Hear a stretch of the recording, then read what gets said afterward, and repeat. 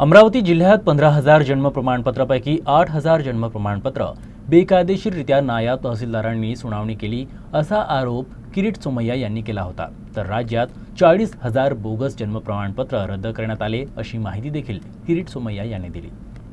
आज अमरावती शहर आणि अमरावती ग्रामीण दोन्हीचे सगळे संबंधित अधिकारी, आरडीसी होते, डीसीपी, सगळे पोलीस, विस्तृत चर्चा झाली। आतापर्यंत राज्य सरकारने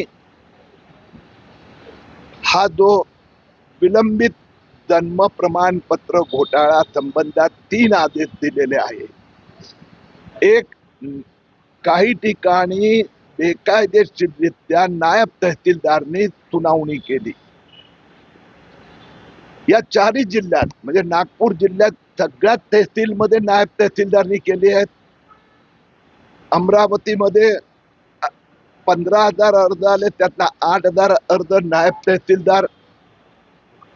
अकोलामध्ये सगळे तालुक्यामध्ये नायब तहसीलदार आणि यवतमाळमध्ये पण अर्धा जिल्ह्यात नायब तहसीलदार।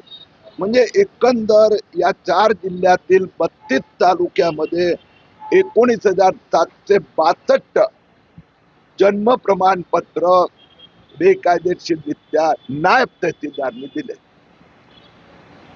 दुसरी गोष्ट की अमरावती शहर आणि ग्रामीण भागात जे पोलीसने FIR रजिस्टर केला आहे, त्यात 100 गुन्हेगारांची ज्यांनी फोर्जरी केली अशी नावं मी आधीच दिली होती। त्याची आता परत विस्तृत चर्चा झाली।